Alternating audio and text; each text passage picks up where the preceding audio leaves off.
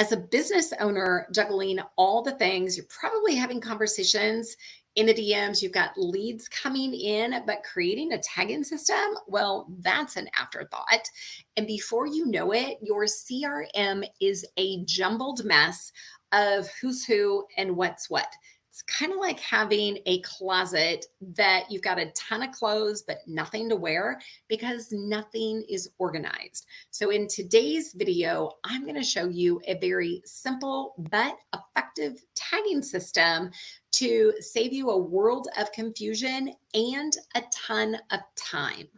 The reason why, I just went through a 6-hour process of organizing my tagging system from my social CRM to my funnel CRM. And as somebody who teaches systems and program, it was an eye opener for me. And talking to a client, they're like, you got to create a video on this. So here we are. If you don't know me, my name is Joyce Lehman, and I show coaches how to attract and connect with their ideal clients online using simple social systems so they can generate more leads, get more clients, and make a bigger impact without getting overwhelmed in the process. So imagine a system where you can easily identify who's a lead, what they're interested in, and who's already purchased a digital product or downloaded a freebie from a bundle that you were in. It's like having a well-organized closet. Now, if you're sitting here going, but tags, how boring.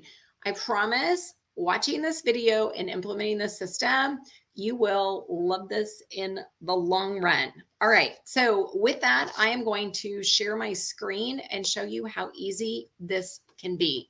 So the very first thing that you want to do in your system is think through your categories. So how my brain works, I decided to list out, I've got lead magnets. I list my AI prompts separately. Technically, they're a freebie, but I just decided to put prompts separately. I have workshops. I have affiliate offers. I have one-time offers. You're going to see down here, I have bundles.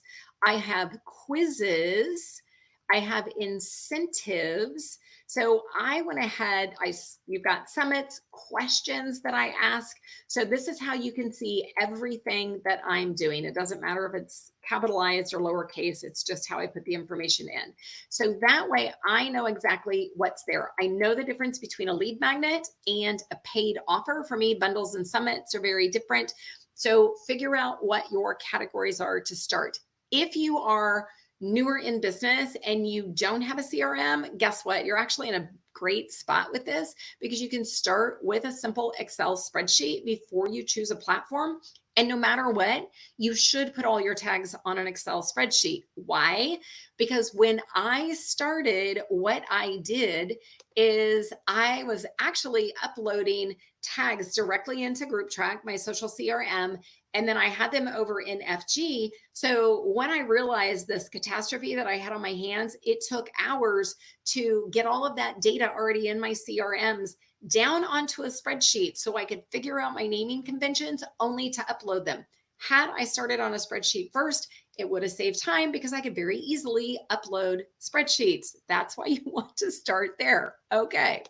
Now, with that, going back here, so you've got your offers, then you're going to see in my first system is GroupTrack. Now, maybe, as I said, you've only got your CRM. That's fantastic.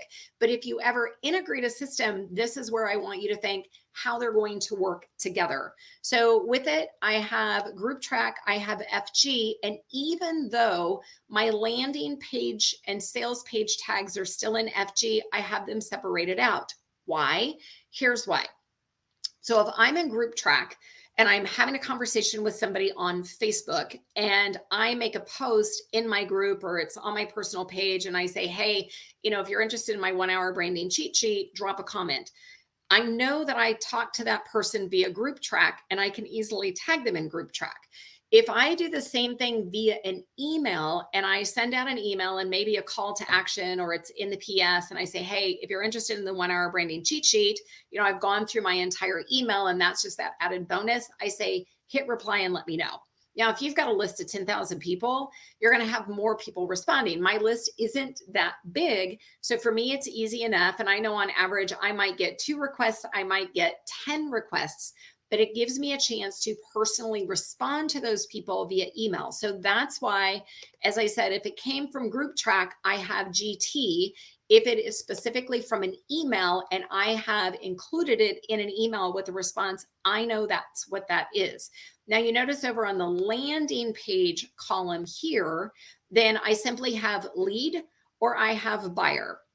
Heads up, if you're not familiar with this, unless somebody has specifically requested a resource, you've started a conversation in the DMs, they are not a lead. Leads are not your followers. Leads are specific people who have requested more information about who you are, what you do. They, they're in that next stage, that problem aware stage in the funnel, not the unaware. So you can't count those people as leads. Then I also have buyers. So you're going to see how that is different. So think about this when you get over to your tag sets. So you've got your category, your offer, and then your CRM. So maybe you use MailChimp or you use ConvertKit, whatever that is, then go ahead and list that out here. I would suggest that you decide that maybe in your CRM, you have a landing page tag. And for right now, you just have somebody's requested via email. So maybe you put email at the beginning. Let me pop back over here so you see what I'm talking about. So you can either have email, lead, or buyer, but somehow distinguish those. So think through your naming conventions so it makes sense for what you have. Now, here is an example that they either came through, if I sent out an email for a workshop registration, I know I'm going to have higher numbers. So I'm not asking people to say, hey, if you want information on the workshop, let me know. I send them directly to a landing page, but I also do the same thing in group track. So that's why I have GT and then I have lead. But for me, I have those separated out because I know the leads and the emails, the leads, the buyers and the emails, those are directly in my FG funnel system. All of this being said, think through how you do that. Okay, now something else I want to point out is as we're looking at workshops, so on occasion, I do workshops, trying not to make you dizzy. I'm on my laptop and it's harder to scroll down. So when you have, here we go. So when you have a workshop, if you're going to be running the same workshop multiple times, make sure that you include the month and the year. Because if, for example, you do the same branding workshop or you do the same mindset workshop or relationship workshop, then you want to make sure that if somebody keeps signing up, you know that they have expressed an interest in multiple workshops that you have. Now, do they always attend? No. Quick hint, I know this isn't that video, but if somebody's expressed an interest, they're a lead and you need to continue nurturing the program, even or workshop or whatever that is that they have requested, and keep talking to them about their business because they are still a lead.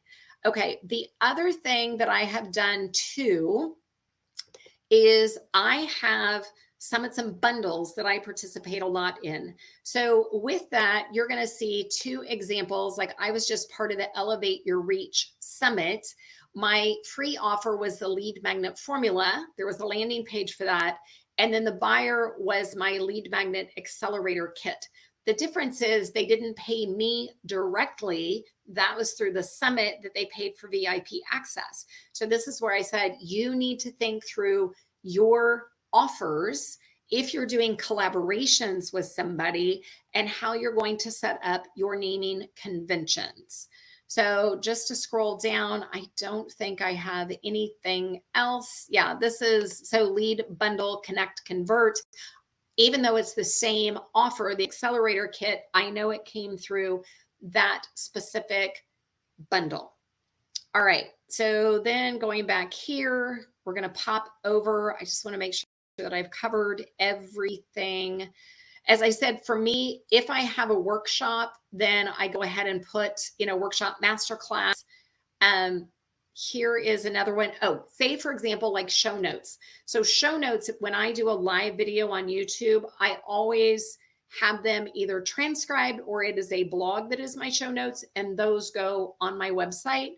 So that's what show notes are, in case you're wondering. Maybe you have a podcast, maybe you don't, but if you're doing live video, I always repurpose and turn it into a blog. It's additional content, but it gives me something else to offer. So then I also have strategy call, requested call. Here's a survey. You can see there's a lot here. So going back to your example tag sets, the main things are get your category, get your offer. If you have your one CRM, if you're only using an Excel spreadsheet, fantastic. Then just keep it in your Excel spreadsheet, no matter what. You'll want to start there and then upload it to your technology platform. If you add a second system, be very specific on the naming convention. And if you have landing page tags, then you're going to want to put that there as well. So the cool thing is, when you have a unified tagging strategy, it's really like having a universal remote that controls everything. And the other benefit of this is, so often I talk to folks, they're like, I am overwhelmed and so busy and I can't remember who I was talking to. So maybe you're out on Facebook, you're out on Instagram, you could be on LinkedIn, and you're having a conversation with somebody in the DMs. If you're continuing to do that, even if they have not said, hey, I want your freebie, you should tag them, and it's around a conversation. Maybe that becomes an extra tag that you have, but you need to know which platform they're in, so that way you can go ahead and say, well, what stage did they book a call? Did they decide to come to a workshop because I reached out? So I'm not going to get into the complicated, what phase are they in the funnel and how do you track them from there. You should have that set up in some sort of pipeline in your funnel. Maybe if you're using an Excel spreadsheet and you're newer, then have a Trello board. If you don't know what Trello is, go Google Trello, and you can very easily set up a card for somebody that you start off. And then you go ahead and you say, yeah, we've had a conversation. You've got your category. Yes, they've asked for this. You can use Trello by itself as your CRM. And then they have Crumble that you can plug in as well. Don't want to get too techy, but that is a great base CRM or pipeline strategy you can use. And actually, you can get Trello for free with your boards. But that's a great place to start. No matter what you do, start with an Excel spreadsheet that you list all your tags out, so you don't do the dumb mistake that I did and you're uploading tags directly into a platform. Then when you have the oh shit moment of I've got a tagging mess on my hands, it took so much longer to literally type those in. And as much as I love my VA, I'm the one that created this mess, and I know how I want to think through this mess. So it's not something that I could turn over to her to work through. That cost me time that I could be spending on other things. So don't lose that lead. And this is how you can use tags to really save and scale your coaching business. Now, if you love what you heard, then don't forget to like, share, and subscribe for more tips to grow your business online. And as always, I can't wait to see what you create.